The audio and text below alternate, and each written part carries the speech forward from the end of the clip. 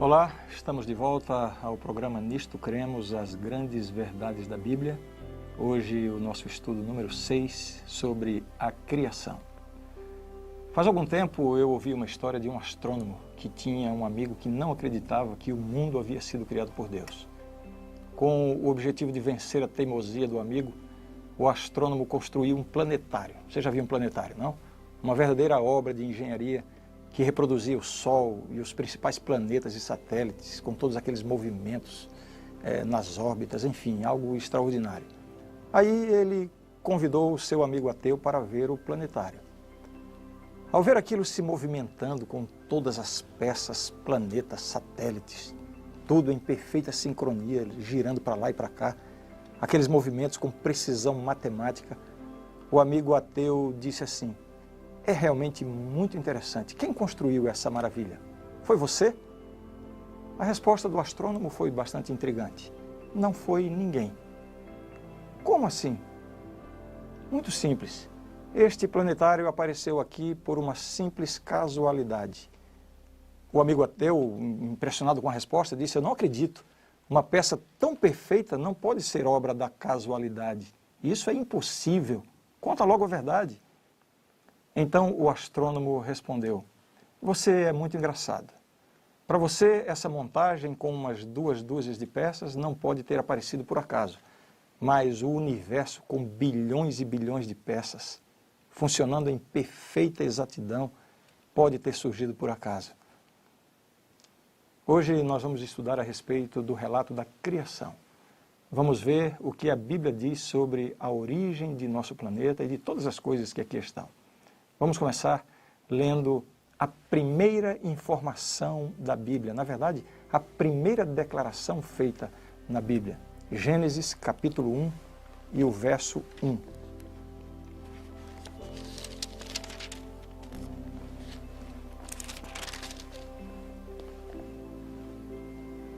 A Bíblia começa o seu texto dizendo assim: no princípio criou Deus os céus e a terra.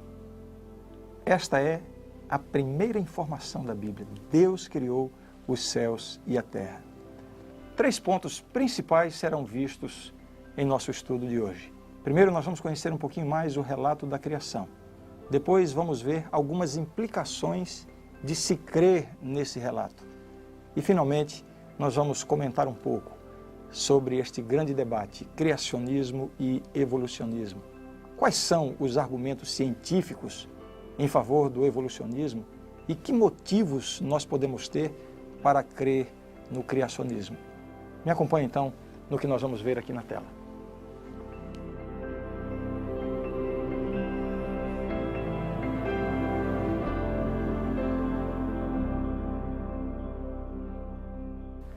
Nós vamos começar fazendo uma leitura bem objetiva do relato da criação, de acordo com como está no livro de Gênesis.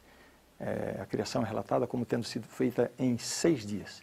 Vejamos o que Deus criou, o que Deus fez em cada um dos dias da criação. Disse Deus: haja luz, e houve luz. E viu Deus que a luz era boa, e fez separação entre a luz e as trevas. Chamou Deus a luz dia e as trevas noite. Houve tarde e manhã o primeiro dia. E disse Deus: haja firmamento no meio das águas e separação entre águas. E assim se fez. E chamou Deus ao firmamento céus. Houve tarde e manhã o segundo dia. Vejamos agora o que aconteceu em seguida. Disse também Deus: ajuntem-se as águas debaixo dos céus num só lugar, e apareça a porção seca. E assim se fez.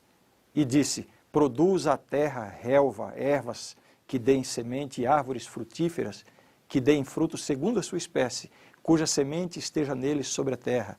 E assim se fez. E viu Deus que isso era bom. Houve tarde e manhã o terceiro dia. Disse também Deus: haja luzeiros no firmamento dos céus, para fazerem separação entre o dia e a noite, e sejam eles para sinais, para estações, para dias e anos, e sejam para luzeiros no firmamento dos céus, para alumiar a terra, e assim se fez. E viu Deus que isso era bom. Houve tarde e manhã o quarto dia. Na sequência, Disse também Deus, povoem-se as águas de enxames de seres viventes, e voem as aves sobre a terra, sob o firmamento dos céus. E viu Deus que isso era bom. Houve tarde e manhã o quinto dia. No sexto dia, e disse Deus, produza a terra alma vivente conforme a sua espécie, gado e répteis e feras da terra conforme a sua espécie. E assim foi. E viu Deus que era bom. E disse Deus, façamos o homem à nossa imagem, conforme a nossa semelhança. E criou Deus o homem à sua imagem. A imagem de Deus o criou. Homem e mulher os criou. E viu Deus tudo quanto tinha feito, e eis que era muito bom. E foi tarde e amanhã o dia sexto. Antes de prosseguir, eu preciso chamar a atenção para dois aspectos importantes no relato do sexto dia. Depois de ter preparado todo o ambiente, ter criado tudo, preparado o ambiente, finalmente vem a coroa da criação de Deus. Deus agora se envolve pessoalmente, não é mais uma ordem, como ele fez no começo, e haja luz, haja. Agora não. Agora Deus se envolve pessoalmente, manualmente, e ele cria o ser humano, homem e mulher. Esse é um aspecto muito interessante. Outro ponto que precisa ter a nossa atenção no relato do sexto dia. Nos dias anteriores, a avaliação feita é que era bom, mas no sexto dia, depois de concluir a sua obra da criação, culminando com o ser humano, o texto diz assim, e eis que era muito bom. Aqui está então completada a criação de Deus. Mas a Bíblia continua apresentando agora o que aconteceu no sétimo dia. É o que nós vamos ver aqui agora. Assim, pois, foram acabados os céus e a terra e todo o seu exército. E havendo Deus terminado no dia sétimo a sua obra que fizera, descansou nesse dia de toda a sua obra que tinha feito. E abençoou Deus o dia sétimo e o santificou, porque nele descansou de toda a obra que como Criador fizera. É claro que nós não podemos imaginar Deus estando cansado com a necessidade de descansar. Absolutamente não foi essa a intenção de Deus. Mas de alguma forma, Deus planejou deixar um memorial, um marco de que Ele é o Criador de todas as coisas. E isso acontece exatamente com essa separação especial do sétimo dia. Veja, 3 coisas que Deus fez no sétimo dia da criação. Primeiro, Deus descansou. Depois, Deus abençoou o dia sétimo. E, finalmente, Deus o santificou. Para termos uma visão agora completa do que aconteceu na semana da criação, veja comigo neste quadro o que ocorreu em cada um dos dias. E ali a passagem bíblica equivalente. No primeiro dia, luz e trevas, dia e noite, haja luz. E Deus fez separação entre luz e trevas. No segundo dia, os céus e mares. No terceiro dia, a separação da terra seca e dos oceanos. E então Deus criou a vegetação. No quarto dia, a Bíblia relata então o aparecimento do sol, da lua e das estrelas. Quinto dia, pássaros e peixes. Sexto dia, animais terrestres e o ser humano, homem e mulher. E no sétimo dia, Deus descansou, abençoou e santificou. Há algumas coisas interessantes aqui. Você percebe que nos 3 primeiros dias, Deus prepara o ambiente, fazendo a separação entre 3 pares de coisas. Nos 3 últimos dias, 4º, 5º e 6º dias, Deus ocupa esse ambiente que foi preparado nos 3 primeiros dias. Veja só, no primeiro dia, haja luz, e Deus fez separação entre luz e trevas. No 4º dia, Deus preenche esse espaço, com o sol para iluminar o dia, a lua e as estrelas para marcar a noite. No segundo dia, separação, os céus e os mares, deixando no meio o ar. Então, no 5º dia, os pássaros para preencherem os céus e os peixes para preencherem os mares. No terceiro dia, Deus faz separação entre terra seca e os mares, e então cria a vegetação. E aí, no 6º dia, Deus preenche esse espaço, os animais terrestres e então o homem e a mulher. Uma pergunta que surge e que tem gerado discussões. Os dias da criação, de acordo com o relato da Bíblia, são dias literais, dias de 24 horas, ou são expressões simbólicas que podem representar milhões e milhões de anos? No contexto bíblico, nós vemos claramente que os dias mencionados no relato bíblico da criação representam períodos literais de 24 horas. Essa expressão, tarde e manhã, sempre indica dias individuais. Existem basicamente duas provas para isso. A primeira delas é a palavra dia, conforme é usada no idioma original, em hebraico. A palavra é ion. Quando ion, dia, vem acompanhado de um número definido, como primeiro, segundo, terceiro, etc., sempre significa um dia literal de 24 horas. A outra prova de que a Bíblia está falando de uma semana literal, de 7 dias literais, cada dia de 24 horas, se encontra nos 10 mandamentos. Os 10 mandamentos oferecem uma evidência de que o relato da criação no Gênesis envolve dias literais. Veja só o que diz o 4º mandamento da lei de Deus. Lembra-te do dia de sábado para o santificar. 6 dias trabalharás e farás toda a tua obra, mas o 7º dia é o sábado do Senhor teu Deus. Não farás nenhum trabalho, nem tu, nem o teu filho, nem a tua filha, nem o teu servo, nem a tua serva, nem o teu animal, nem o forasteiro das tuas portas para dentro. Porque em 6 dias fez o Senhor os céus e a terra, o mar e tudo que neles há, e ao 7º dia descansou. Por isso o Senhor abençoou o dia de sábado e o santificou. É claro, Deus jamais iria pedir para o ser humano observar um dia na semana se esse dia que aponta para a criação significasse um período de milhões de anos. Pela cronologia bíblica, a semana da criação aconteceu há aproximadamente 6.000 anos. Como harmonizar o relato bíblico da criação em 6 dias com as grandes idades das rochas calculadas em milhões e milhões de anos? Existem 2 possibilidades. A primeira delas é que Deus realizou a criação com aparência de idade. Uma árvore que Deus colocou no Jardim do Éden, no dia seguinte, ela teria um dia de existência, mas ao examiná-la, qualquer biólogo, qualquer cientista, talvez desse a ela dezenas ou centenas de anos de existência. Adão e Eva, no dia seguinte a terem sido criados, teriam a aparência de 20, 25, 30 anos de idade, no entanto, teriam apenas um dia de idade. Uma outra possibilidade, e faz bastante sentido pensarmos assim, é que pode haver um intervalo entre o que está relatado no verso 1 de Gênesis e o que vem a partir do verso 2. Acompanhe só como diz a Bíblia. A palavra de Deus começa dizendo da seguinte forma. Eu vou ler Gênesis, primeiro livro da Bíblia, capítulo 1, verso 1. No princípio criou Deus os céus e a terra. A terra, porém, estava sem forma e vazia. Havia trevas sobre a face do abismo, e o Espírito de Deus pairava sobre as águas. Isso aqui é uma realidade, a condição em que se encontrava o planeta antes da semana da criação. O verso 2 diz, disse Deus, haja luz, ou seja, aqui Deus começa a realizar a criação. Mas quanto tempo antes existia o que está no verso 1? Não sabemos. Aqui pode estar a explicação para os bilhões de anos que são atribuídos às rochas e a tantas coisas na natureza. Muito bem, tentamos mostrar para você aqui uma apresentação sucinta e objetiva do que aconteceu na semana da criação. Quais são as implicações que essa doutrina traz sobre a nossa vida?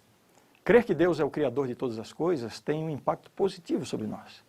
Vejamos aqui algumas dessas implicações. Em primeiro lugar, quando nós cremos que Deus é o Criador, isso estabelece um fundamento para a verdadeira adoração. Nós adoramos a Deus primeiramente porque Ele é o Criador de todas as coisas. Crer que Deus é o Criador estabelece uma base para a verdadeira autoestima. Uma coisa é eu ficar pensando que eu venho como resultado de um processo evolutivo, de espécies inferiores. Outra coisa é eu acreditar no relato da Bíblia de que eu venho das mãos do Criador. Isso me dá uma autoestima muito positiva. Outra implicação diz respeito à motivação para a administração responsável da vida. Eu sou uma criatura de Deus, Deus é o meu Criador, eu tenho que prestar contas a alguém, eu tenho um papel neste mundo, eu tenho uma função nesse mundo. Então isso me coloca numa obrigação positiva de administrar responsavelmente a vida e todas as coisas que me envolvem. Quando cremos na criação de Deus, esse fato nos dá a verdadeira consciência ecológica. No relato do Gênesis, Deus coloca o ser humano como sendo o administrador do planeta, responsável para cuidar do planeta. Aqui está o verdadeiro sentido da ecologia. Ninguém é mais voltado para a ecologia, para o cuidado da natureza, o cuidado das águas, enfim, da poluição e de tudo mais, do que aqueles que creem na palavra de Deus. Quando eu creio que Deus criou todas as coisas, eu passo a ver o universo de uma perspectiva diferente. Eu vejo o valor do universo físico. Vejam quantas implicações positivas para a nossa vida quando nós cremos que Deus é o Criador de todas as coisas. Agora, e o que dizer de tantas afirmações e de tantas pesquisas e de tantas declarações científicas que questionam que o universo, que o mundo, que nós viemos das mãos de um Criador? O que dizer da teoria evolucionista? O que é que está no cerne deste debate entre criacionismo e evolucionismo? Eu quero chamar a sua atenção agora para falar um pouquinho sobre esse assunto. Não é possível abordar amplamente as questões envolvidas nesse debate, porque o nosso tempo aqui não permite isso. Mas eu vou tentar mostrar para você duas coisas importantes. A primeira delas, tanto o criacionismo quanto o evolucionismo são teorias. Uma teoria é uma explicação plausível baseada na observação de um conjunto de fenômenos. Não nos foi possível observar objetivamente nem a criação, porque nós não estávamos lá, nem a evolução, porque levou bilhões de anos. É por isso que as duas explicações estão na categoria de teorias. Então, quando você ouvir argumentos científicos que pretendem provar a teoria da evolução, lembre-se, ninguém conseguiu provar isso, desde Darwin até os nossos dias. Mesmo os mais fortes argumentos, que para um leigo podem parecer finais e irrefutáveis, se você se aprofundar no assunto, você vai ver que há elementos questionáveis e muitas vezes contraditórios. A segunda coisa que eu quero demonstrar é que o criacionismo é uma alternativa inteligente. A ideia que o evolucionismo propaga nos livros e nos meios de comunicação é de que pessoas inteligentes e esclarecidas são evolucionistas e que os criacionistas são obtusos, anticientíficos, ignorantes. E o que eu quero que você veja é que isso é uma mentira. Em primeiro lugar, porque não existem provas de que os processos evolutivos através dos quais as espécies vieram a existir ocorreram de fato.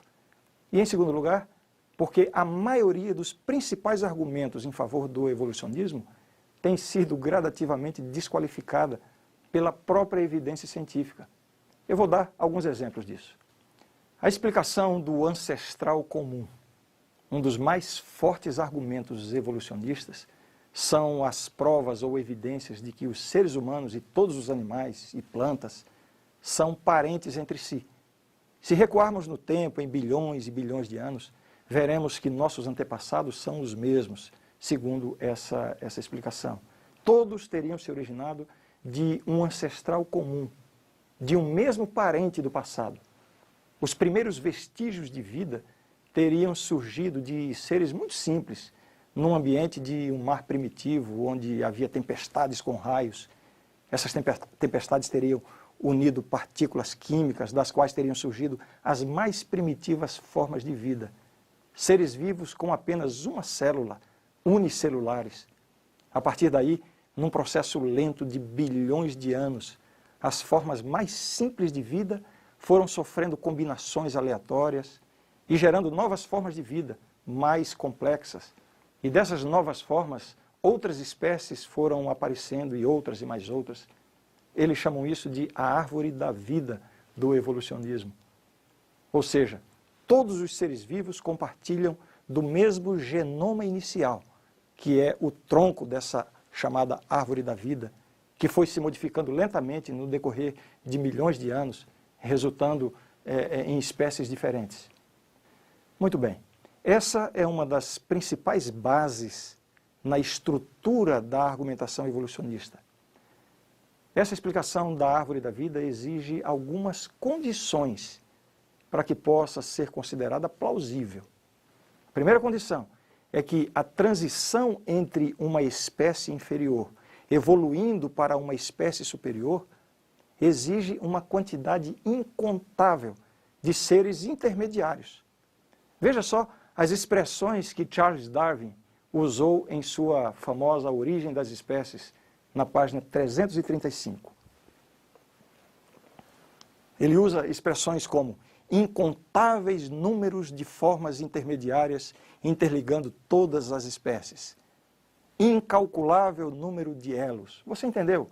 Uma espécie, para evoluir e se transformar em outra, durante milhões de anos, espécies intermediárias até concluir o processo. E aqui está a confirmação da teoria. É necessário que haja milhões, incontáveis elos ligando essas duas fases da evolução. Alguns evolucionistas calculam que haveria mais de 3 bilhões de elos ligando as diversas espécies. Pois é, depois de 150 anos de pesquisa, não encontraram nem 30. E quase todos os casos são duvidosos e alguns até fraudulentos. Outro argumento evolucionista usado por muitos anos são os chamados órgãos vestigiais. O que é isso? São órgãos humanos sem nenhuma utilidade. Então eles dizem que são vestígios da evolução, ou seja, nossos ancestrais tinham esses órgãos, mas através da evolução eles perderam a sua função. Os cientistas evolucionistas chegaram a contar mais de 150 órgãos vestigiais nos humanos. Na lista estão amígdalas, tireoide, glândula pituitária, os mamilos do homem, o apêndice e muitos outros. Pois bem, depois de 100 anos de estudos, compreenderam que os órgãos vestigiais tinham funções específicas no corpo humano e muitos deles, se fossem extirpados, trariam problemas gravíssimos para a saúde. Agora veja essa. Após o genoma humano ser sequenciado e apresentado oficialmente em junho do ano 2000, começou a circular uma curiosa ideia de que a maior parte do genoma humano seria lixo genético vestigial, resultante de um processo que teria durado cerca de 4 bilhões de anos. A ideia era que a maior parte do DNA humano, algo como 98% a 99%, era na realidade um vestígio do processo evolutivo. Isso foi chamado de DNA lixo, junk DNA. Richard Dawkins, certamente o maior pregador do evolucionismo na atualidade, entusiasmado com a nova descoberta, insistiu que essa seria a prova de nossa ancestralidade comum. Mas em 2006, descobriram que esse DNA lixo vestigial possui funções extraordinárias. Não tem nada de lixo. E, mais uma vez, a prova científica do evolucionismo veio abaixo. Esses são apenas alguns poucos exemplos do que está envolvido nessa discussão entre criacionismo e evolucionismo. Eu poderia ainda entrar em outras áreas, como a geologia, a astronomia e outros ramos da ciência, que estão se deparando com verdadeiros becos sem saída ao tentarem defender o evolucionismo. Sabe o que está acontecendo na comunidade científica nos últimos anos? Muitos cientistas da atualidade estão aderindo ao que se chama design inteligente. Ao observarem a realidade, eles estão concluindo, através da observação científica, que é impossível que não haja um projeto inteligente por trás de tudo isso. E isso não tem nada a ver com religião. Muitos deles são céticos e sem religião, mas estão se rendendo às evidências de que essa maravilha, que é o universo, a natureza, o ser humano, não surgiram do acaso. Eu quero terminar lendo com você mais uma passagem da Bíblia.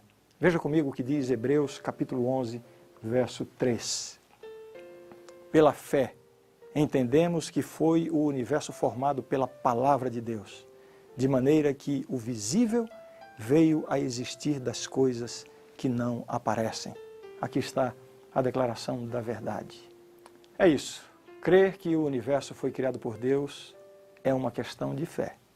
Mas eu espero que você tenha entendido que crer que tudo isso veio à existência por acaso exige muito mais fé.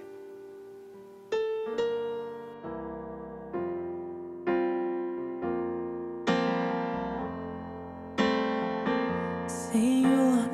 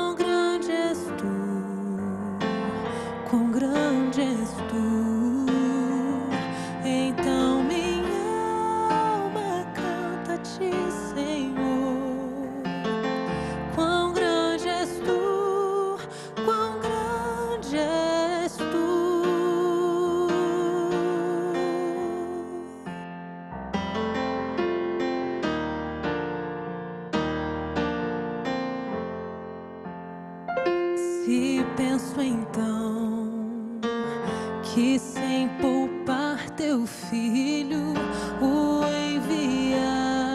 enviaste pra morrer por mim, levando à cruz os meus pecados todos, para eu viver eternamente assim. Então minha alma canta-te, Senhor, quão grande és tu, quão grande és tu. Então minha alma canta-te, Senhor, quão grande és tu, quão grande és tu, quão grande és tu, quão grande és tu.